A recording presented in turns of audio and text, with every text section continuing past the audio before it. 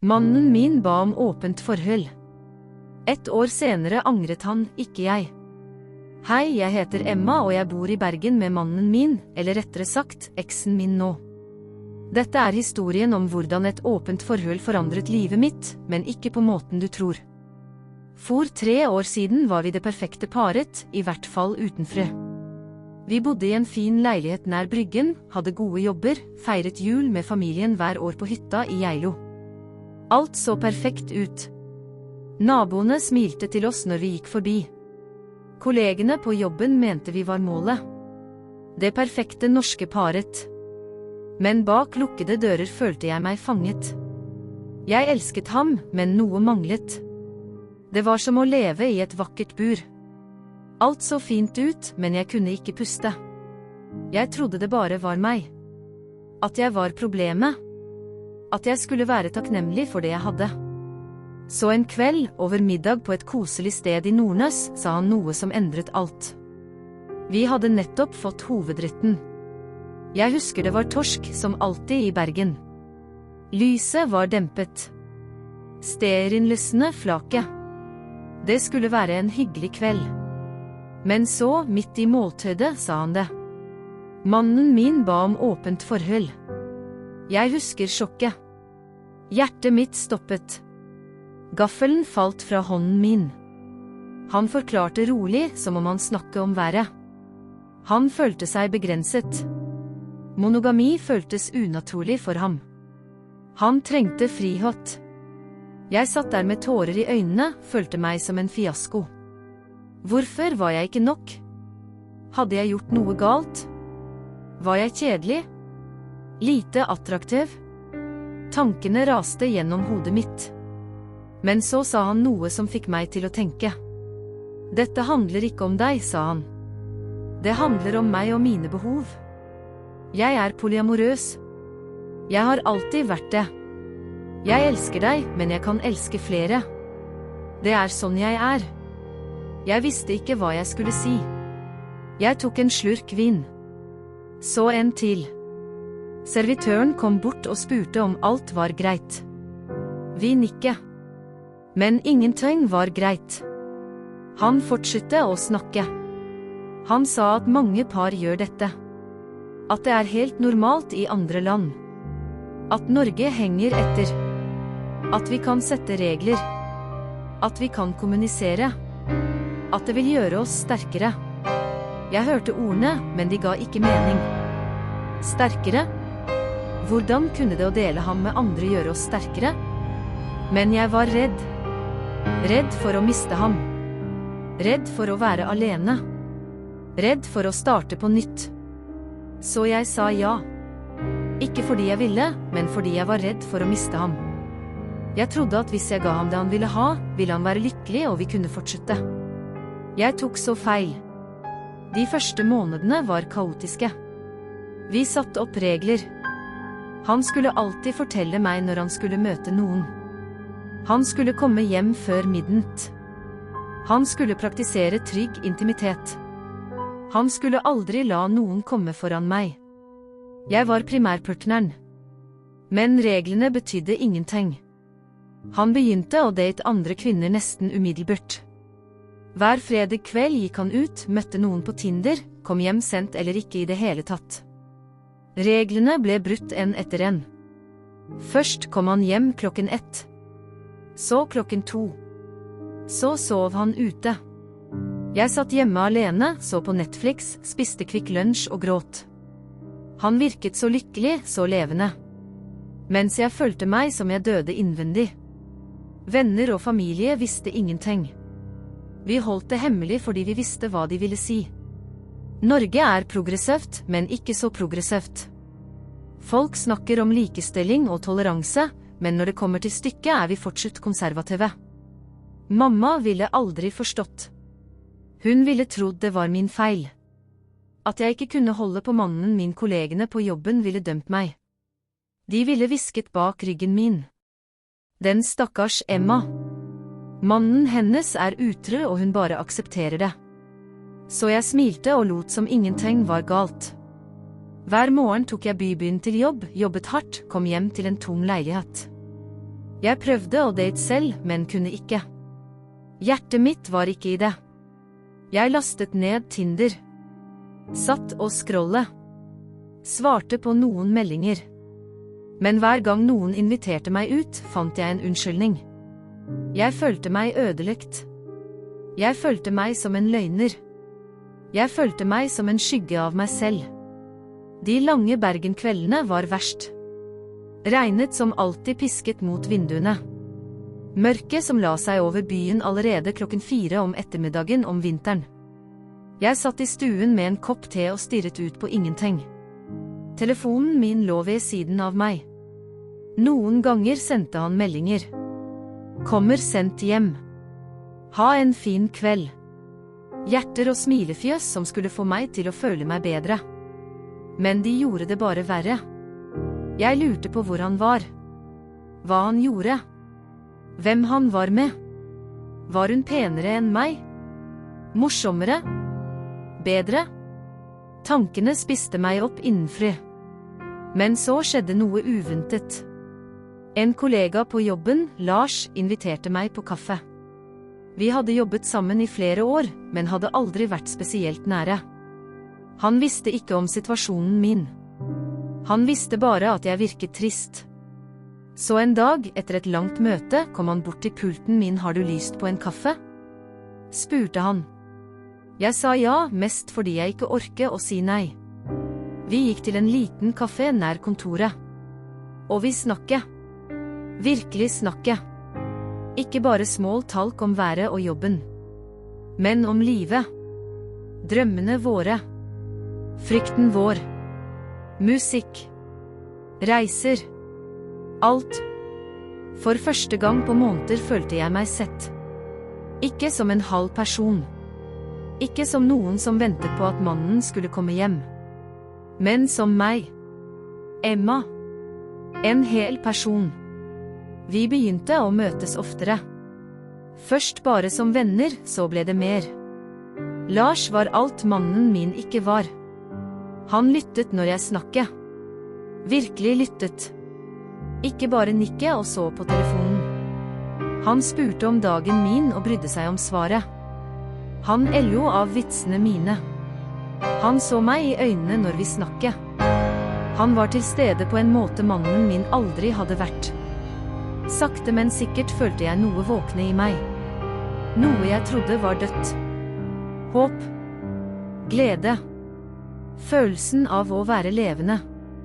Jeg fortalte mannen min om Lars. Vi hadde jo avtalt å være ærlige. Jeg sa at jeg hadde møtt noen. At vi hadde begynt å date. Han smilte. Flott, sa han. Det er jo hele poenget. Jeg er glad på dine vegne. Men jeg merket noe i stemmen hans. En liten skjelving. En liten usikkerhet. Men han sa ikke mer. Han ga meg en klem og gikk ut på sin egen date. Jeg trodde alt var greit. Jeg trodde vi hadde funnet balansen. Men jeg tok feil igjen. Månedene gikk og jeg blomstret. Lars tok meg med på fjellturer til Fløyen. Vi sto på toppen og så utover Bergen. Byen så liten ut derfra. Problemene mine også. Vi koste oss på restauranter i Zakariasbryggen. LO sammen på konserter. Jeg følte meg levende for første gang på år. Vi tilbrukte hele weekender sammen. Vandret i Hardangervøda. Så på nordlyset i Tromsø. Overnatter på små hytter uten strøm. Kokte kaffe på bål. Snakket til langt på natt om alt og ingenting. Jeg falt for ham. Dypt og ekte.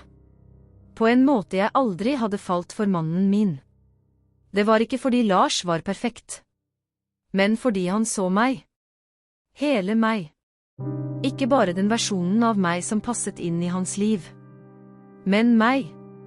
Med alle mine feil og reddhøtter og drømmer. Mannen min derimot begynte å forandre seg. Han spurte mindre om Lars.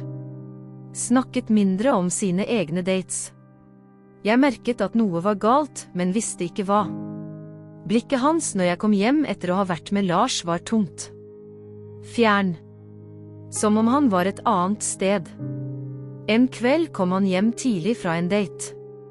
Klokken var bare 9. Vanligvis kom han ikke hjem før midnatt. Den gikk ikke bra, sa han kort og gikk rett til soverommet. Jeg fulgte etter. Spurte hva som skjedde. Hun ville ikke møte meg igjen, sa han. Hun sa jeg virket desperat. At jeg snakker for mye om deg. At jeg tydeligvis ikke var klar for dette. Jeg visste ikke hva jeg skulle si. En del av meg følte sympati. Men en annen del, en mørk del, følte tilfredsstillelse. Endelig forsto han hvordan det føltes. Hvordan det var å bli avvist. Å føle seg utilstrekkelig. Ukene etter ble verre. Han sluttet å gå ut. Datene hans sluttet å svare. Kvinnene mistet interessen. Tinneprofilen hans fikk ingen matches. Plutselig satt han hjemme hver kveld mens jeg var ute med Lars. Rollene hadde snudd helt. Ironien var brutal og vakker på samme tid. Jeg så hvordan det spiste ham opp. Han satt på sofaen med telefonen. Scrolle gjennom Tinder. Svipe høyre på alle. Fikk ingenting tilbake. Ansiktet hans ble grått. Øynene mistet gløden. Han begynte å stille spørsmål om Lars. Hvor ofte så jeg ham? Hva gjorde vi? Var jeg forelsket? Spørsmålene kom oftere og oftere. Jeg svarte ærlig. Vi hadde jo avtalt det. Ja, jeg så ham ofte. Ja, vi hadde det gøy. Ja, jeg trodde jeg var forelsket. Hver gang jeg sa det så jeg noe død i øynene hans. Men han hadde bedt om dette. Han hadde åpnet denne boksen. Nå måtte han leve med det. Så hvor er du fra? Ser du på denne videoen fra Norge, Sverige, Brasil eller et annet sted? Skriv gjerne i kommentarfeltet. Jeg leser alle sammen og elsker å høre historiene deres. Dere inspirerer meg til å fortsette å dele. Til å være ærlig. Til å vise at det er greit å velge seg selv. Tilbake til historien. 1 år etter at vi åpnet forholdet skjedde det. Vi satt i stuen en søndagskveld. Regnet pisket mot vinduene som det alltid gjør i Bergen. Det var november. Den mørkeste måneden. Han hadde sittet stille hele dagen. Stirret ut av vinduet. Jeg hadde vært hos Lars. Kom hjem lykkelig. Full av historier. Men da jeg så ansiktet hans stoppet jeg. Emma, sa han stille. Vi må snakke. Hjertet mitt sank. Jeg visste hva som kom. Han så på meg med øynene fulle av smerte og tårer og sa ordene jeg aldri trodde jeg ville høre. Jeg angrer. Dette var en feil. Den verste feilen i livet mitt. Jeg vil ha tilbake det vi hadde. Jeg vil lukke forholdet. Jeg vil bare ha deg. Bare oss. Jeg stirret på ham. 1 helt år hadde gått. 1 år hvor han hadde vært lykkelig og fri mens jeg led i stillhet. 1 år hvor han hadde datene og opplevelsene mens jeg gråt alene. Nå ville han angre. Nå når jeg endelig var lykkelig. Nå når jeg hadde funnet noen som så meg. Jeg lo. Ikke et lykkelig latter. Ikke et varmt latter. Men et bittert, kaldt latter som kom fra et sted dypt inne i meg. Du angrer nå? Spurte jeg. Stemmen min var flat. Ja, sa han gråtende. Jeg skjønner nå at jeg tok feil. At jeg hadde alt jeg trengte. At jeg var en idiot som kastet bort det beste jeg hadde. Kan vi prøve igjen? Kan vi bare glemme dette året? Starte på nytt? Men det var for sent. Jeg hadde funnet meg selv igjen. Den Emma som hadde vært gravd ned under år med å prøve å være nok. Å prøve å passe inn i hans liv. Jeg hadde funnet noen som så meg. Verdsatte meg. Lars gjorde meg lykkelig på måter mannen min aldri gjorde. Ikke fordi Lars var perfekt. Men fordi han valgte meg hver eneste dag. Ikke fordi han måtte. Men fordi han ville. Jeg sa nei. Ordet hang i luften. Tungt og endelig. Han gråt hardere. Spurte hvorfor. Hvorfor kunne jeg ikke bare tilgi ham? Hvorfor kunne vi ikke prøve igjen? Jeg forklarte så rolig jeg kunne. Jeg fortalte ham om alle kveldene alene. Om all smerten. Om hvordan jeg hadde dødd litt hver gang han gikk ut døren. Om hvordan jeg hadde måttet bygge meg selv opp igjen fra ingenting. Og nå som jeg endelig var hel igjen, kunne jeg ikke gå tilbake. Jeg ville ikke gå tilbake. Han ba. Virkelig ba. Han sa han skulle forandre seg. At han skjønte nå. At han elsket meg mer enn noe. Men kjærlighet var ikke nok. Det hadde aldri vært nok. Jeg trengte noen som så meg. Ikke noen som bare elsket ideen om meg. Men meg. Ekte meg. Han prøvde alt. Blomster hver dag. Kjærlighetsbrev. Meldinger om hvor mye han savnet meg. Han snakket med vennene sine. Med familien sin. Alle sa han skulle kjempe for meg. At jeg var uvurderlig. Ironisk nok var det først når han mistet meg at alle så hvor mye jeg betydde. Men det var for sent. Jeg hadde bestemt meg. Vi skilte oss 3 måneder senere. Prosessen var smertefull. Å dele opp et liv er aldri enkelt. Leiligheten gikk til salgs. Vi delte møblene. Bøkene. Minnene. Alt som hadde vært vårt ble delt i 2. Familien min var overrasket. De trodde vi var lykkelige. Jeg fortalte dem sannheten. Om det åpne forholdet. Om smerten. Om Lars. Mamma gråt. Pappa sa ikke mye, men jeg så skuffelsen i øynene hans. Ikke over meg, men over mannen min. Hvordan kunne han, sa mamma. Hvordan kunne han gjøre dette mot deg? Jeg forklarte at det var mer komplisert enn det. At han ikke var en dårlig person. Bare en person som tok et dårlig valg. Men det betydde ikke at jeg måtte lide for det. I dag bor jeg fortsatt i Bergen. Men nå med Lars. Vi leier en liten leilighet i Sandviken. Den er mindre enn den jeg hadde med eksen min. Men den føles som hjem. Vi drikker kaffe på kaffemisjonen hver lørdag morgen. Går turer i fjellet hver helg. Bygger et liv sammen. Et ekte liv. Basert på ærlighet og gjensidig respekt. Vi har et monogamt forhold. Det er det vi begge vil. Ikke fordi vi føler oss tvunget. Men fordi det føles riktig for oss. Jeg har lært at det ikke finnes en riktig måte å elske på. Men det finnes riktig for deg. Og for meg er det dette. Eksen min prøver fortsatt å kontakte meg noen ganger. En melding her og der. Jeg savner deg. Jeg tenker på deg. Jeg angrer fortsatt. Jeg svarer høflig, men kort. Jeg ønsker ham alt godt. Virkelig. Jeg håper han finner lykke. Men ikke med meg. Den kapitlet er lukket. Noen ganger møter vi på hverandre i byen. Bergen er ikke så stor. Det er ubehagelig hver gang.